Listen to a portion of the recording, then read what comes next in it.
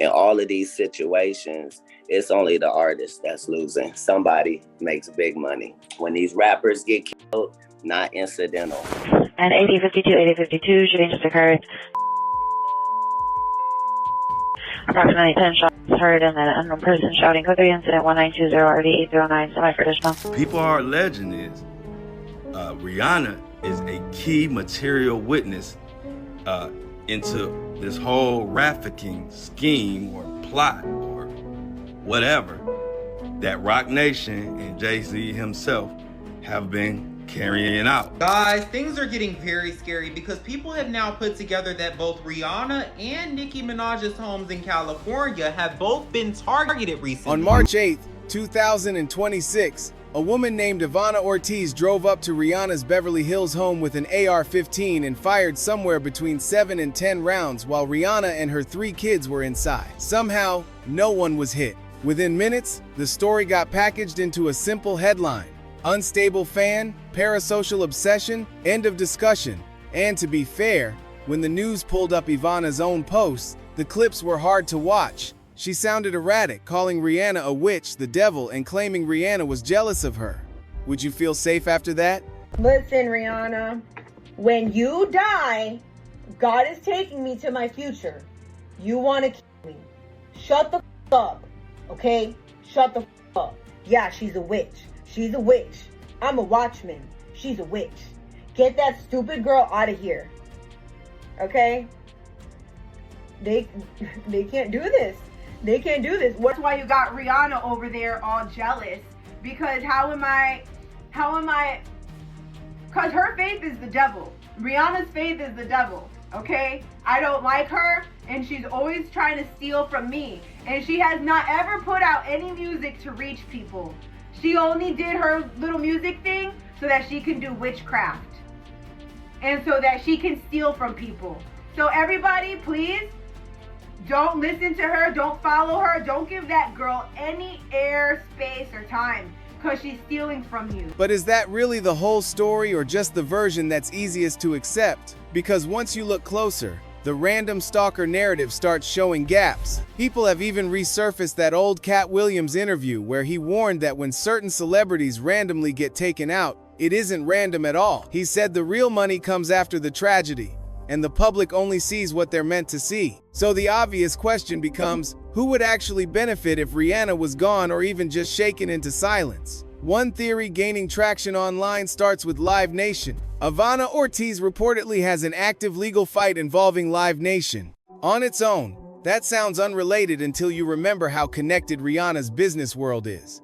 In 2008, Jay-Z partnered with Live Nation to form Roc Nation as a joint venture. That matters because people online point out that Live Nation sits above Roc Nation in the corporate structure, and Rihanna is still tied to Roc Nation for management and label services. And now, Roc Nation CEO Desiree Perez is reportedly listed as a defense witness for Live Nation in the government's antitrust case, where the DOJ has tried to force Live Nation to split from Ticketmaster. Desiree's value, according to The Logic Online, is simple. She negotiated major touring deals between Roc Nation artists including Rihanna and Live Nation over the years. Now circle back. Ivana Ortiz, the same woman accused of shooting at Rihanna's gate, is also tied to a legal dispute with Live Nation, the same company connected to the machine behind Rihanna's tours. That's why people say the connections aren't just vibes, they're paperwork. And then there's the money. Ortiz didn't roll up in a falling apart car with a cheap weapon. It was a white Tesla and an AR-15. If this was truly just an unstable person snapping, people online keep asking the same thing. Where did the resources come from? And who helped make it possible? Does any of this feel accidental? LAPD taking over the street where for fire at singer Rihanna's home Sunday afternoon. You can see the bullet holes on the gates and investigators placing markers on an Airstream trailer parked inside. Police say the came from an AR-15. When Ortiz was first arrested and booked on March 9th, multiple major outlets reported bail at around $10.2 million. Then the story got messy. By the time Ortiz appeared in court on March 10th, the LA County District Attorney's official release listed bail at $1.875 million. More outlets repeated that lower number afterward. and even CNN later referenced the 1.8 million figure. So, what changed? Either the early reporting was wrong and got corrected once the paperwork hit, or the bail was actually reduced fast. And if it was reduced from 10.2 million to 1.875 million, that's not a small adjustment. It's the kind of shift that makes people ask what happened behind the scenes in that first 24 hours. That's why social media speculation has gotten loud. Some users claim Ortiz was a setup, a pawn, a psyop, someone selected because she already presented as unstable. The theory goes like this: if you want an incident to look like a lone wolf attack, you don't pick a clean-cut person with no history. You pick someone who already has a record, already looks unhinged on camera, and already has a legal conflict circling the same corporate world tied to the target. And that's where Katt Williams gets pulled back into the conversation. His point, at least as fans interpret it, is that powerful players rely on the public stopping at the surface. People see crazy, they move on. Meanwhile, whoever benefited gets to sit quietly while the lone actor absorbs all the blame. Would you question that bail change? I'm saying that everything that happens in a business that's based off of pretend, that seems like a setup is. In business, nothing is coincidental, or you would be hearing who's losing money. In all of these situations, it's only the artist that's losing. Somebody makes big money. When these rappers get killed, not incidental. Somebody made $100 million and now don't have to talk to that artist or none of their crew, don't have to validate none of their contracts. Now only got to deal with the mama, only got to see her once a year, and it's over. And the money goes up and up and up. So they killed this $20 million guy, but they reaped $60 million in benefits. Wow. And they had some people from your city do it. So yes, Ivana Ortiz may have pulled the trigger, but the bigger question people keep asking is, who aimed her at that gate in the first place? How did she even get the address? And why that specific target? That's when another online theory enters the chat, the Epstein file. In January 2026, millions of pages of Epstein-related documents were released. And during the chaos, Jay-Z's name started trending again, partly because of what people referred to as an FBI hotline report from years earlier that mentioned him. None of that proves anything on its own, but it fueled a wave of connect the dots content. Here's how those dots get connected in the speculation. Rihanna is tied to Roc Nation. Roc Nation is tied to Jay-Z. Roc Nation is tied into Live Nation. Ortiz reportedly had legal conflict involving Live Nation, and at the same time, Live Nation is fighting for its survival in a federal antitrust case, with Roc Nation's CEO reportedly positioned as a defense witness. So the question some people raise is blunt. If a corporation is under a federal microscope, do they want their biggest artists pulled into a cloud of rumors and viral suspicion? Or do they want to discourage anyone from digging too deeply into how these relationships overlap?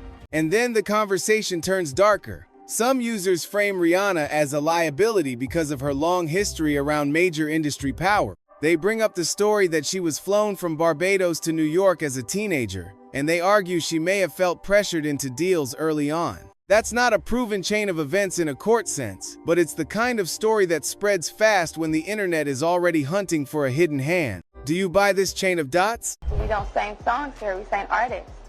And there was this little pause, and I was nervous. But then he said, and we're interested.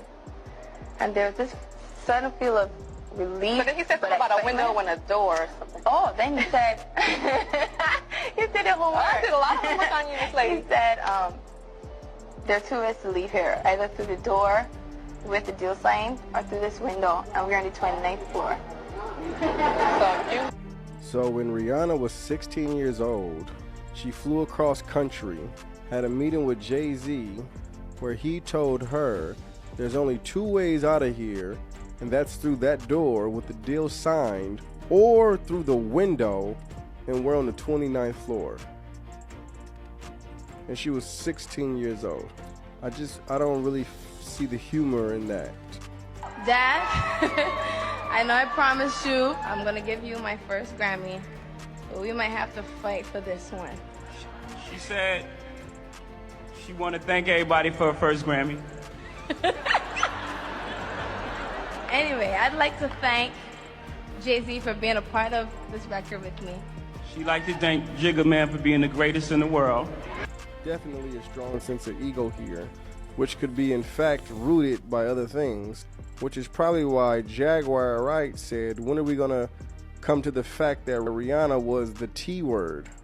TRAFFIC. So again, people keep landing on the same practical question. How did Ivana Ortiz, a speech pathologist from Florida, have the money, time, and access to drive cross-country in a Tesla with a weapon like that? And if the goal was to harm Rihanna, why fire at the gate and not try to force entry? Was it a failed attempt, or was it meant to be a warning? Right now, no one can answer that with certainty. It's entirely possible the simplest explanation is still the right one. A disturbed person fixated, traveled, and acted alone. But because the world is already saturated with distrust, false flag talk, corruption headlines, Epstein discourse, people don't accept official narrative the way they used to. So the story splits into two lanes. One where this is a lone actor with an obsession, and one where the obsession was useful to someone else. And until investigators show a clear motive, the speculation will keep growing in the space where facts haven't filled in yet. Was she really acting alone?